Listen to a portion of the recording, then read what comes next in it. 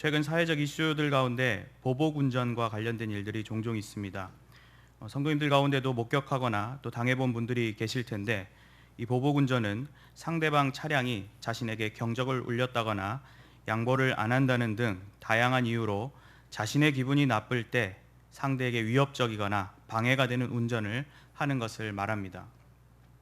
심하게는 상대 차량을 세우게 만든 뒤 폭언과 폭행 등으로 화풀이를 하는 경우도 있습니다. 얼마 전 제주도 카니발 폭행 사건이란 영상을 보았는데, 자신이 끼어들기를 해놓고 그것에 항의를 하는 운전자를, 그것도 그 아내와 아이 앞에서 폭행하는 장면이 있었습니다. 예전에는 상대 차량이 좋은 차량이거나 또 괜히 복잡한 일이 생길 수 있기에 보복 운전을 당해도 그냥 넘어가곤 하였는데, 최근에는 블랙박스가 보편화됐고 또 2016년부터 관련 처벌이 강화되면서 조금씩 나아지고 있는 형편입니다. 보복운전을 하는 것은 특수상해, 특수폭행, 특수협박, 특수손괴죄로서 징역형까지 받을 수 있는 중죄에 해당하며 면허 정지나 취소를 받기도 합니다. 도로 위에서는 마치 자신이 최고 권력자, 아니 깡패인 양 마음대로 폭력을 휘둘렀겠지만 결국은 법의 엄중한 처벌을 받게 될 범죄자일 뿐인 것입니다. 이처럼 못된 짓을 하는 자들이 득세한 것 같아 보여도 결국은 그 죄상이 드러나 그에 따른 징계를 받는 것이 우리의 일반적인 상식과 도덕이라고 할 수 있습니다. 물론 신앙생활도 마찬가지입니다. 하나님을 따르지 않고 죄를 즐겨하는 이 세상의 악한 행동들은 득세하여 우리에게 좌절감을 안겨주기도 하지만 결국은 하나님의 엄중한 심판대 앞에서 징계를 받게 됩니다. 이러한 교훈을 몸소 체험하고 고백했던 선지자가 있었는데, 바로 우리가 보고 있는 예레미야 선지자입니다. 눈물도 많고 격정적인 표현도 많이 하는 선지자 예레미야의 고백들은 이 시대를 패배자적 사고로 살기 쉬운 우리들에게 소망과 용기를 가져다 줍니다. 이 시간에는 본문의 내용을 통해 복음을 전파하는 것이 점점 어려워져가는 세상 속에서 과연 성도는 어떤 존재적 의미를 지니고 있는지 함께 생각해 보고자 합니다. 첫째로, 성도는 세상의 모욕 속에서도 복음 전파를 멈추지 않는 사람들입니다. 다 함께 본문 7절에서 10절 말씀을 함께 봉독하겠습니다. 여호와여, 주께서 나를 권유하심으로 내가 그 권유를 받았사오며 주께서 나보다 강하사 이기셨으므로 나의 조롱거리가 되니 사람마다 종일토록 나를 조롱하나이다. 내가 말할 때마다 외치며 파멸과 멸망을 선포하므로 여호와의 말씀으로 말미암아 내가 종일 치욕과 모욕거리가 됨이니이다. 내가 다시는 여호와의 말씀을 그의 이름으로 말하지 아니하리라 하면 나의 마음이 불붙는 것 같아서 후에 참으치니 답답하여 견딜 수 없나이다. 나는 무리의 비방과 사방이 두려워함을 들었나이다. 그들이 이르기를 고소하라, 우리도 고소하리라 하오며 내 친한 벗도 다 내가 실족하기를 기다리며 그가 혹시 유혹을 받게 되면 우리가 그를 이기어 우리 원수를 갚자 하나이다. 우리가 살펴보는 예레미야 20장은 하나님께서 예레미야 선지자를 통해 유다의 임할 심판에 관해 예언하며 선포하는 내용을 담고 있습니다. 예레미야는 유다 왕국의 선지자이자 또 선한 왕으로 분류되는 요시야 왕의 통치 시기에 사역을 시작한 선지자로 유다의 영적 평화 시대를 경험했던 선지자라 할 수 있습니다. 이후 요시야 왕이 무깃도에서 전투하다 죽게 되고 유다 왕국은 점점 망국의 길로 치닫게 됩니다. 정치적으로 또 영적으로 도덕적으로 큰 혼란에 빠져드는 나라의 상황에 예레미야는 애통하는 마음을 가졌던 애국의 선지자이기도 합니다. 백성을 비롯해 지도자들의 범죄 행위를 지적하며 철저한 회개를 촉구하는 그의 모습은 이 시대 신앙인들에게 큰 깨우침을 안겨줍니다. 그런데 그러한 선지자의 사역도 결코 순탄한 것만은 아니었습니다. 선포의 내용은 백성들에게 고스란히 스며들지 못하고 오히려 선지자 자신이 웃음거리가 되며 비난의 대상이 되는 현상이 벌어지기도 하였습니다. 오늘 본문의 내용도 그러한 선지자의 심적 고충이 전해지고 있습니다.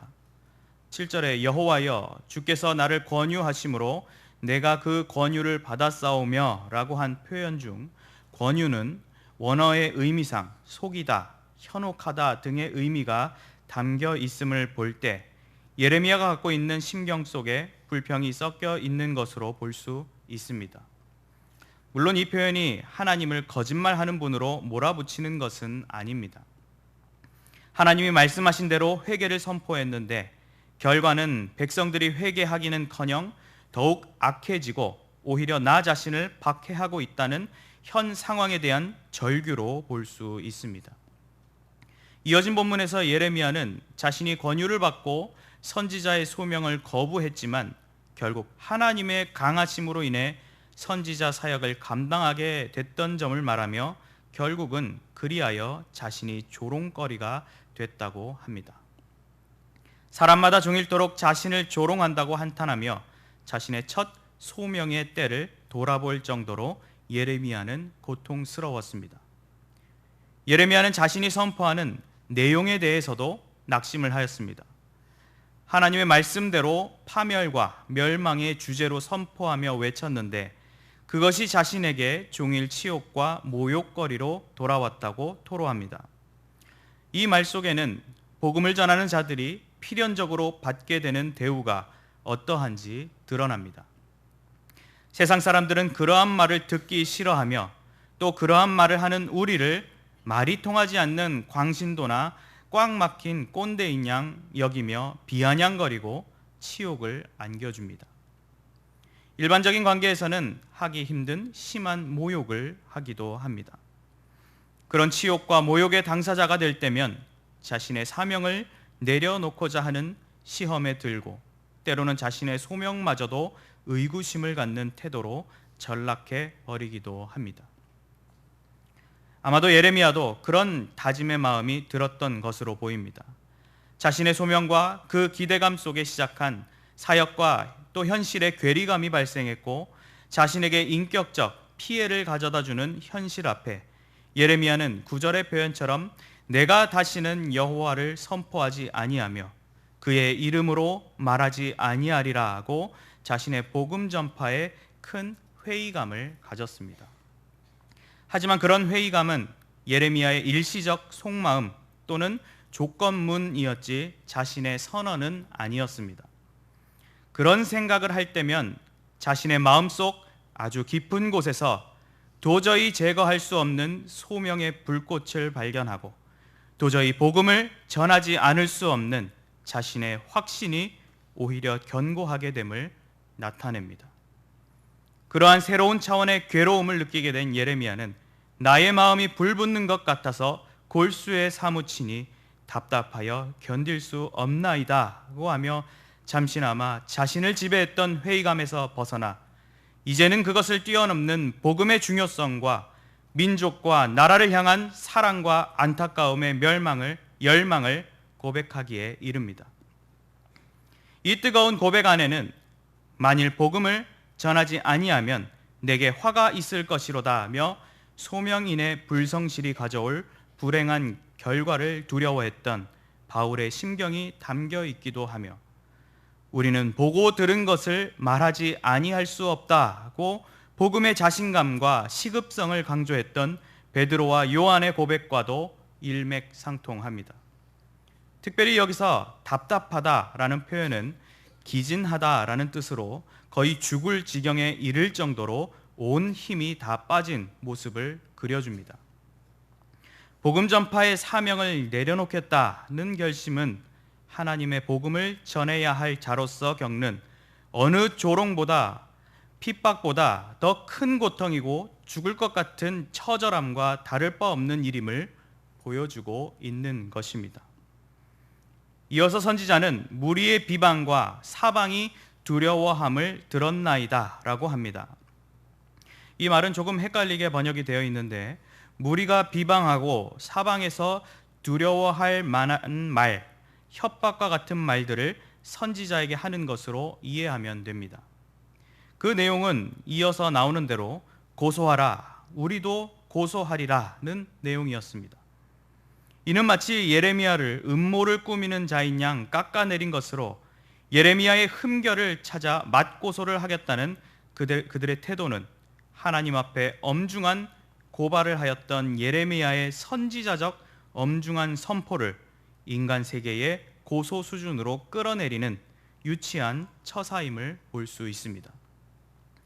이렇게 완전히 고립되어 버린 예레미야는 그가 느낄 소외감에서 이제 더 큰 상실감을 겪게 되는데 그의 친했던 친구들이 배신하고 돌아선 일입니다. 이들은 자신의 벗인 예레미야가 실족하기를 기다리며 그가 혹시 유혹을 받게 되면 우리가 그를 이기어 우리 원수를 갚자 하나이다 하며 예레미야를 조직적으로 따돌리고 몰락의 순간을 노리고 있음을 보게 됩니다. 참으로 절망적인 상황 속 예레미야의 심경을 느낄 수 있습니다. 이런 모습이 바로 이 시대를 살며 복음 전파의 사명을 감당하는 성도들이 필수적으로 맞닥뜨리게 되는 실제적인 삶의 모습인 것 같습니다. 성경에서도 또 교회의 역사 속에서도 특별히 한국 교회의 발전 속에서도 어떤 신앙의 선배들도 핍박과 어려움을 배제하고 신앙생활을 한 이가 없었습니다. 세상이 계속해서 악의 길로 또 나라가 망국의 길로 걸어가는 것을 두 눈으로 본다면 우리는 이 세상을 향해 회개할 것을 외쳐야만 합니다. 세상과 또 그 속에서 살아가는 인간의 인생에는 회개할 것들로 가득하며 예수 그리스도를 온전히 믿음으로 구원받은 자의 삶을 사는 것이 진정한 해결 책임을 그들에게 알려야 합니다. 하지만 세상은 그러한 진리를 모르고 이해를 못하거나 알면서도 거부하는 것이 현실입니다. 아니, 그 거부를 넘어 우리를 핍박하기도 합니다. 그들은 하나님을 믿는 신자라는 이유로 교회에 다닌다는 이유 하나만으로 우리를 조롱하며 치욕과 모욕을 안겨줍니다. 비웃음과 비아냥 그리고 짜증 섞인 말로 우리를 비상식적인 사람들로 취급합니다. 무리를 지어 나를 소외시키며 비방과 협박을 일방적으로 퍼붓기도 합니다.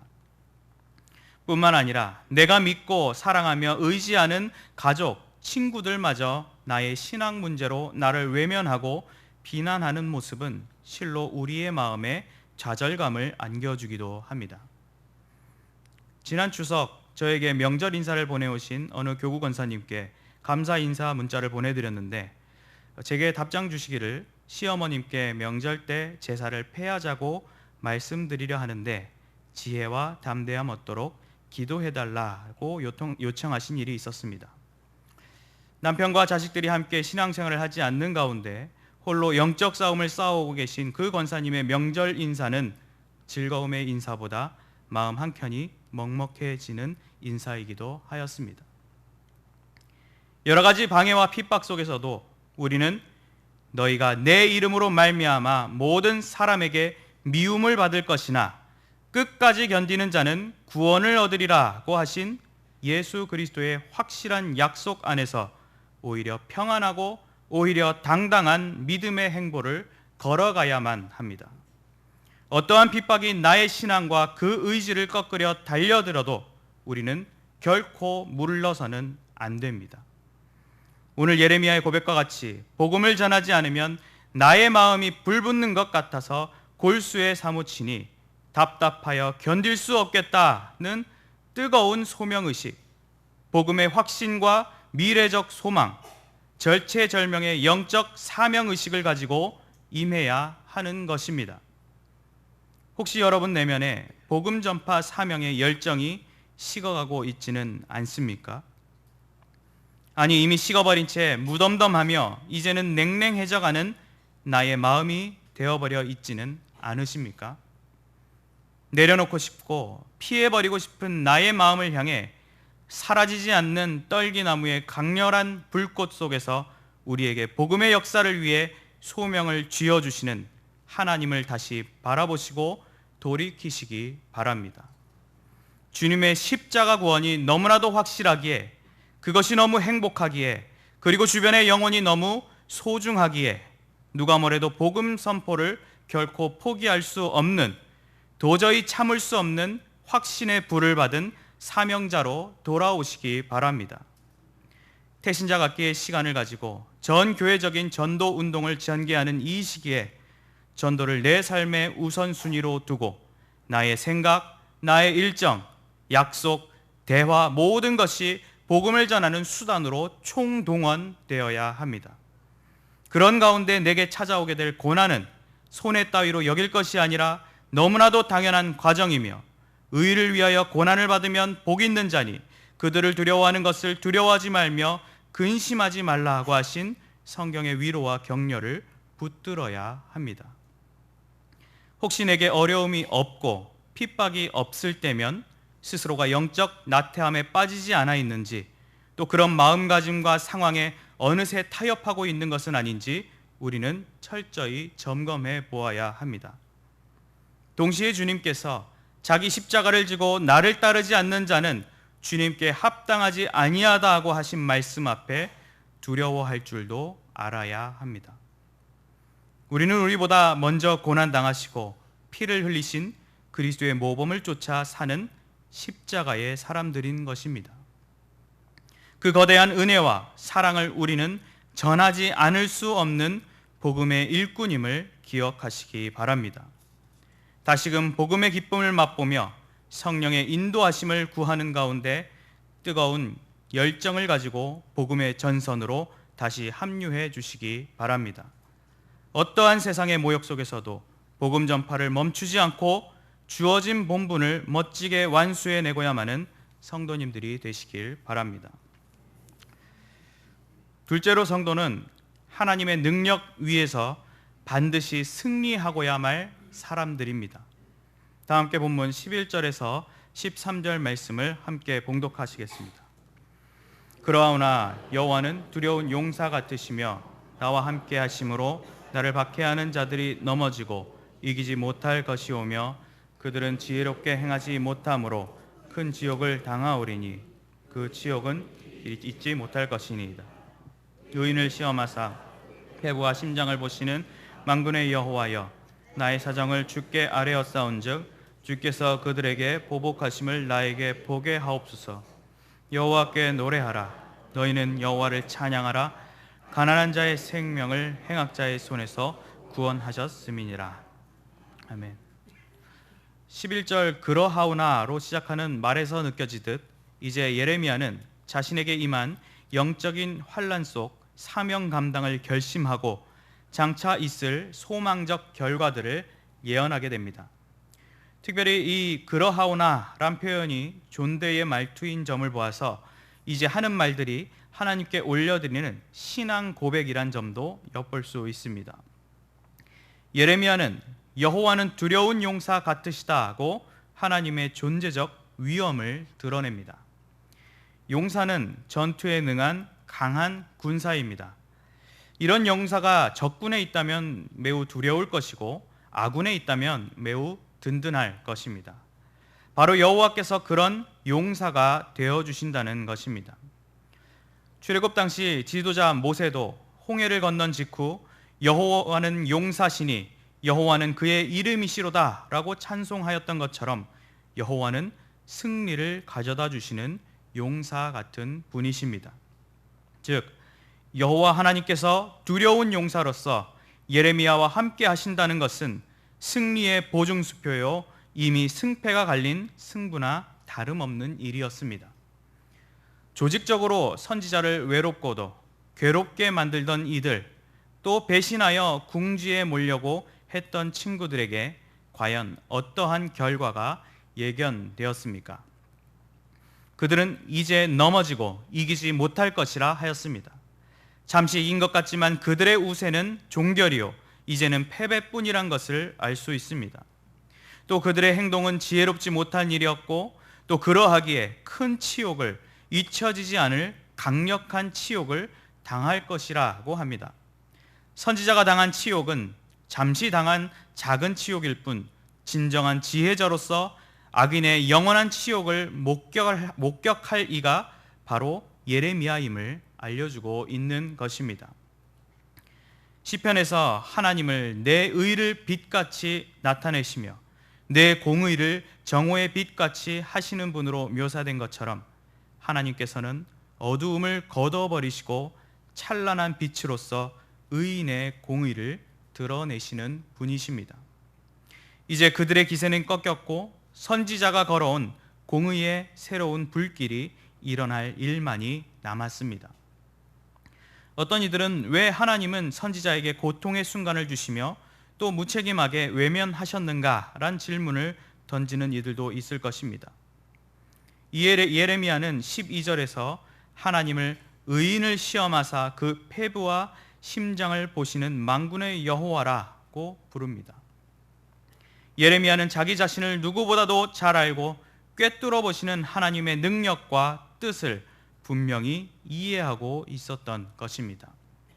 외모를 보고 판단하는 우리 인간들과는 달리 중심을 보시는 여호와 하나님께서는 폐부와 심장, 즉 모든 감추어진 생각과 감정마저 살피시는 분으로서 우리를 시험하시는 분이심을 나타냅니다. 만군의 여호와라 하였는데 앞서 싸우는 강한 용사에서 이제 최고의 통치자로 모시게 되는 안정감 있는 호칭의 변화를 살펴볼 수 있습니다. 그러한 여호와 하나님께 예레미야는 자신의 사정을 아뢰며 그들에게 보복하심을 보게 해달라고 합니다. 이런 예레미야의 마음은 즉흥적인 것이 아니었습니다. 앞선 11장에서도 만군의 여호와여 나의 원통함을 주께 아뢰었사오니 그들에게 대한 주의 보복을 내가 보리이다고 했던 것처럼 주님의 보복하심에 대한 확신은 예레미야의 중심 속에 쭉 자리 잡아 왔습니다. 예레미야의 이러한 탄원은 너희가 친히 원수를 갚지 말고 하나님의 진노하심에 맡기라고 한 바울의 교훈의 선례로 보여주듯 보복의 주체를 하나님께만 맡겨 완전한 공의를 이루기 위한 노력을 담아내고 있습니다. 물론 여기에는 모든 공로를 하나님께만 두기 위함이요 동시에 자신의 인간적 악감정이 앞서지 않도록 최대한 마음을 다스리는 예레미야의 사역자적 판단이 잘 담겨 있습니다. 다만 선지자로서 그의 할 일은 구원 얻은 자로서 여호와께 노래하라 너희는 여호와를 찬양하라 가난한 자의 생명을 행악자의 손에서 구원하셨음이니라고 고백한 것과 같이 승리의 하나님을 높이는 일뿐이었습니다. 몇 주 전 마친 교구 친선 농구리그 중 제가 맡은 교구가 첫 세 경기를 내리지는 바람에 감독으로서 큰 위기가 찾아왔었습니다. 2년 전 직전 리그였던 풋살 리그 당시 제가 가양 염창 교구를 담당했을 때에도 아름다운 전패라 표현은 했지만 승리의 기쁨을 안겨드리지 못해 내심 마음이 무거웠던 저로서는 이번 리그까지 통틀어 7연패라는 기록이 과연 언제 끊어질 것인지가 남들은 모를 개인적인 관심사요 부담이었습니다.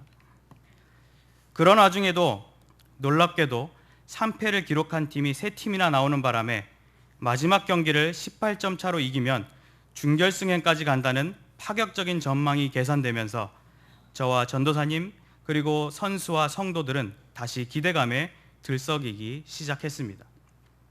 쿼터마다 8점 차 이상으로 벌리자란 전략 속에 선수들을 다 다독였고 선수들은 최선을 다하여 경기에 임하여 결과는 17점 차로 승리를 거두게 됐습니다. 물론 제 개인적으로 부족한 1점이 아쉽긴 했지만 7연패를 끊은 것에 큰 의미를 두었고 교구 응원단도 정말 즐겁고 축제의 분위기를 누리고 있었습니다. 정말이지 간절한 승리였고 또 시원한 마지막 대승이었기에 1승 3패를 한 팀 같지 않은 즐거운 모습으로 가득한 시간이었습니다. 이처럼 승리라는 것은 경기를 임함에 있어 큰 동기가 되며 즐거움의 감정을 가져다 줍니다. 우리는 인생 속에 소소한 승리를 만족하고 끝난 것이 아니라 주님의 역사 가운데 펼쳐지는 거대한 영적인 승리를 누구보다도 누릴 줄 알아야 합니다. 그 승리는 고린도전서 9장 25절에 이기기를 다투는 자마다 모든 일에 절제하나니 그들은 썩을 승리자의 관을 얻고자 하되 우리는 썩지 아니할 것을 얻고자 하노라고 한 것과 같이 우리가 얻을 승리는 썩지 아니할 영광스러운 승리이기 때문입니다. 과연 저와 여러분은 무엇을 바라보며 영적 전투에 임하고 있습니까? 혹시 승리라는 소망, 영광스러운 결과를 바라보지 않고 그냥 주어진 상황 가운데 의례적으로 전투에 임하고 있는 것은 아닌지 점검해 보아야 할 것입니다. 혹 그런 모습이 있다면 그것은 전투라 할 수 없습니다. 우리는 영적 전투에 승리라는 분명한 목표를 바라보며 용기를 얻어야 하고 당당하게 임할 줄 알아야 합니다. 표대 없이 달리는 것만큼 의미가 없고 소모적인 일이 없듯 분명한 목표와 결실을 바라보며 우리는 주어진 영전에 임해야만 합니다.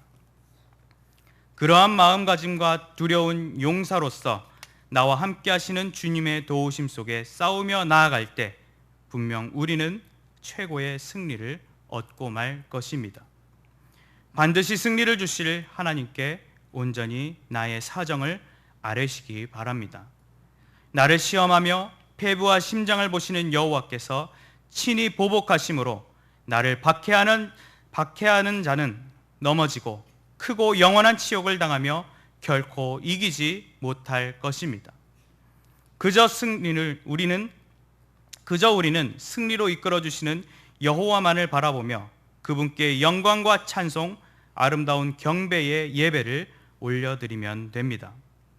승리의 기대감을 잠시 놓치고 있던 분이 계시다면 이제 다시 주님의 전능하심을 의지하여 승리를 향한 소망의 경주에 다시 임해 주시기 바랍니다. 어떠한 세상의 모욕 속에서도 주님의 도우심 속에서 승리의 전리품을 얻고야만은 성도님들이 되시길 바랍니다. 사랑하는 성도 여러분, 그리고 헌신하는 제25, 26, 27 남전도회 회원 여러분, 우리는 어느새 우리의 목소리를 내는 것 자체가 옳지 못한 일인 것 마냥 취급받는 시대를 살아가고 있습니다. 특히 보수적인 성격, 또 그 신앙을 지닌 신자들은 자신의 열정과 의분을 드러내지 않고 조용히 넘어가는 경우가 많이 있습니다. 물론 그것이 더 옳은 행동이고 지혜로운 처신인 경우도 많이 있지만 그것이 전도를 게을리하고 주님의 뜻을 거스르는 것을 방임하는 데 일조하는 상황이 되어버린다면 그것은 결코 하나님이 기뻐하시는 일이 아닐 것입니다. 패잔병과 같이, 길 잃은 양과 같이 의욕과 목표를 잃은 채 힘없이 터벅터벅 걸어가는 약자의 모습은 내버리시기 바랍니다. 사랑하는 가족, 친구가 영적으로 죽어가고 자랑스러운 이 나라가 병들어가는 때에 온전한 주의 말씀과 손길 위에 바로 설 수 있도록 진리를 선포하는 일을 결코 게을리 해서는 안 됩니다. 이 일을 위해 우리는 먼저 영적으로 깨어 있어야 하고 적극적으로 주님의 일에 용기를 가져야 합니다. 마음에 식어있던 불씨를 찾아 불씨를 키워주고 장작을 대주는 가운데 다시 영적인 불길을 일으키시기 바랍니다. 그 불이 너무 뜨거워서 도저히 거스를 수 없고 멈출 수 없는 복음의 선포의 사명을 당당하게 수행해 가시기 바랍니다. 세상에 많은 죄악이 득세한 것 같아 보이고 나를 좌절케 하는 일들이 있어도 결코 소망을 버리지 마시고 우리의 승리요 영광이 되시는 하나님만을 붙드시기 바랍니다. 복음을 전하는 것이 점점 어려워지며 영적 전투는 치열해져가는 요지경 세상이지만 어떠한 모욕 속에서도 복음 전파를 결코 멈추지 않고 하나님의 능력 위에서 반드시 승리하고야만은 이 시대의 사명자, 승리자가 되시는 경양의 성도님들이 되시길 주님의 이름으로 간절히 축원합니다.